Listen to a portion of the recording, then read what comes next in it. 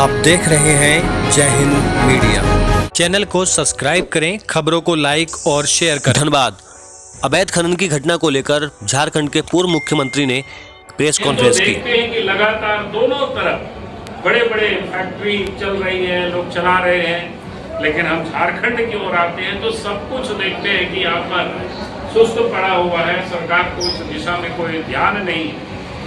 तो हम समझते हैं कि सरकार को दोनों काम करना चाहिए। एक तो रोजगार की अवसर कैसे पैदा हो इसकी भी चिंता करनी चाहिए। इलीगल तरीके से उत्खनन हो रहा है उसको भी रोकनी चाहिए।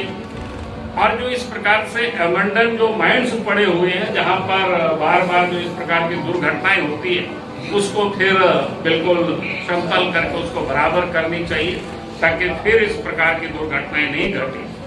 तो मैं समझता हूं कि आज चूंकि हम अभी गए नहीं उस क्षेत्र में, अभी तो हम रास्ते पर ही हैं, इसलिए अधिक कुछ अभी हम नहीं कर सकते। हमने जितना सुना है पढ़ा है उसी पर हम बोल रहे हैं इस वक्त। अभी हम जाएंगे, जो हम 3 खदानों की इलाका के बारे में हम अभी चर्चा की, तो हम वहाँ जरूर जाएंगे और उन क्षेत्रों को हम देखेंगे कि वहाँ वास्तव में लोग ढूंढ रहा था कोयला कि इलीगल उत्खनन हो रहा था। ये सारे चीजें जाने के बाद ये पता चले।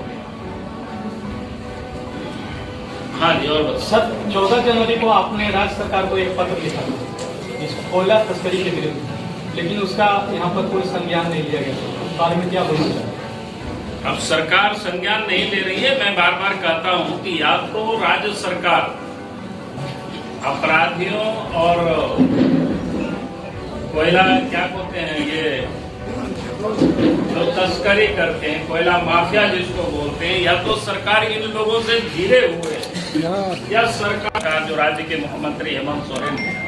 तो मैं बार बार इस बात को कहता हूँ या तो हेमंत सोरेन कोल माफिया अपराधियों से घिरी हुई है या फिर इन लोगों से ये डरती है। दो में से कोई एक तो होगा, और नहीं तो फिर इस प्रकार से जो आए दिन खबरें आती है कि उस क्षेत्र में कोयला की तस्करी बड़ी जोरों से हो रही है। तीनों माइंस सर चालू थी, तो ईसीएल की चालू माइंस थी और एक बीसीसीएल की चालू माइंस थी सर। और चालू माइंस के अंदर इस तरह की कोई बड़ी घटना घटी? क्या चालू माइंस के अंदर घटना घटी? सर तीनों माइंस चालू थी, 2 माइंस को ईसीएल चला रही है, एक माइंस को बीसीसीएल तरीका करा। कोई अबेंडेंट माइंस नहीं है सर, वहाँ से बकायदा ईसीएल और बीसीसीएल में। क्योंकि आज अखबार भी पढ़े कि कोयला चून रहे थे लोग, इस प्रकार के भी बयान आए। ये इशू आ रहा है कि चून रहे थे, लेकिन तीनों माइंस चालू माइंस। अगर चालू माइंस में हुआ है तब तो बहुत ही बड़ा जिसको कह सकते हैं कि अपराध है और क्राइम है। और कप्पासड़ा जहां अभी बता रही है चालू माइंस है, और चालू माइंस में अगर कोई लोग मरे हैं और वहां घुसे हैं, इसका तो अर्थ यही होता है कि पूरे प्रशासन जिसको कहते हैं सब लोग उसमें मिले हुए हैं, तभी इस प्रकार की। और मैंने पहले भी इस प्रकार की और कल भी मैंने पत्र लिखा है। अगर आप सब लोगों ने देखा होगा कि धनबाद में भी अखबार में शायद छपा है उसको कि किस प्रकार से यहाँ तस्करी होती है, कैसे यहाँ पर कोयला इस क्षेत्र से बाहर लोग ले जाते हैं। तो उसकी हमने पूरे वृत्तांत को उसमें हमने छपा है। जब हेमंत सरकार गति करते हैं तब इस तरह का दंगा नाश होता है, इसे दंगा नाश और लोग मरते हैं। अब इसका जवाब नहीं, जवाबदेही तो सरकार की होती है।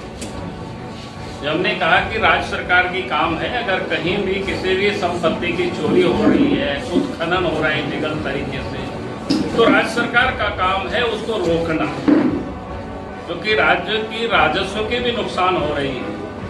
और राज्य सरकार के पास पुलिस है, राज्य सरकार के पास पूरी इस क्राइम को रोकने के लिए पूरी व्यवस्था राज्य सरकार की होती है, और राज्य सरकार नहीं रोक रही है, इसका मतलब जानबूझ करके सारी चीजों को वो यहाँ से लुटा रहे हैं। कोयलियरी क्षेत्र की सुरक्षा के लिए सीआईए से और कोयलियरी के भी केंद्र सरकार का और सीआईए से भी केंद्र सरकार का संचालित हो रही है। तो सीआईए से पीसीएल की सिक्योरिटी और होमगार्ड 3 एजेंसियां लगी हुई हैं कि कोयला नहीं, आपकी बात मैं समझ गया। आपकी जानकारी के लिए CIF जो होते हैं वो मोहल्ला में जैसे चौकीदार कोई हो, क्योंकि वो केस कहाँ करेंगे? केस तो आपका रजिस्टर्ड लोकल थाना पुलिस यही होती है, जिला प्रशासन यही होती है।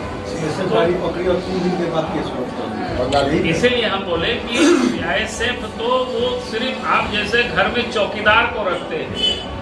चौकीदार का काम इतना ही होता है कि वो लोग घर वालों को जगाना और फिर थाना तक पहुंचा देना। जैसे अभी बता रहे कि पहले पकड़ाया था, 3 दिन में FIR हुआ, अभी विधायक जी बता रहे थे।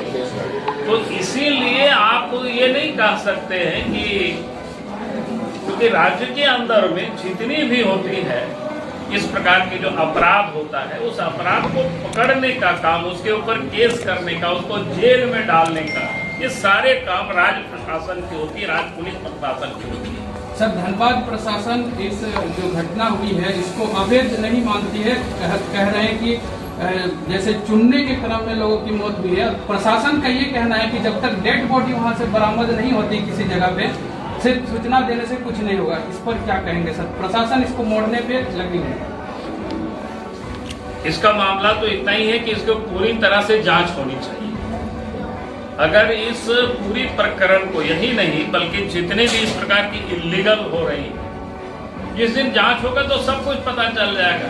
चुनना और उत्खनन करना दोनों अलग अलग चीजें, इसलिए वो तो साफ आपको दिखेगा कि यहाँ कोई चुन रहा है कि उत्खनन कर रहा है या उत्खनन करके निकाल रहे हैं। जिला प्रशासन द्वारा जो SIT टीम गठित की गई है, वो यही कि ग्रामीण SP को उस टीम में रखा गया है। पहली बात तो मैं कहूँगा कि जिला के पुलिस प्रशासन के ऊपर, मैंने आपके धनबाद के सीनियर SP के बारे में एक दफा मैंने कहा, धनबाद में भी आकर के कहा, मुझे तो लगता ही नहीं कि धनबाद की SP के रहते धनबाद में कोई क्राइम रुक सकता है, क्योंकि इतनी वो अक्षम है। मैंने एक घटना का उल्लेख मैं आज फिर से कर रहा हूँ। पलामू में जब ये SP हुआ करते थे, वहाँ बिहार के एक परिवार छत्तीसगढ़ से लौट रहे थे। 70 साल के एक बुजुर्ग का अपहरण होता है और ड्राइवर का भी अपहरण होता है, और फिर वो लोग अपराधी उनके परिवारों को टेलीफोन करते हैं, पैसे मांगते हैं, लोग जाकर के थाना में FIR भी कर देते हैं, और पैसे की मांग होती है तो SP को जाकर के लोग बताते हैं। आज जो धनबाद में सीनियर SP बैठे हुए हैं, और उन्होंने कहा कि ठीक है आप लोग बात कर लो, डील कर लो, हम लोग सब पकड़ लेंगे, और 10 लाख रुपया में मामला डील भी हो गया अपराधियों के साथ।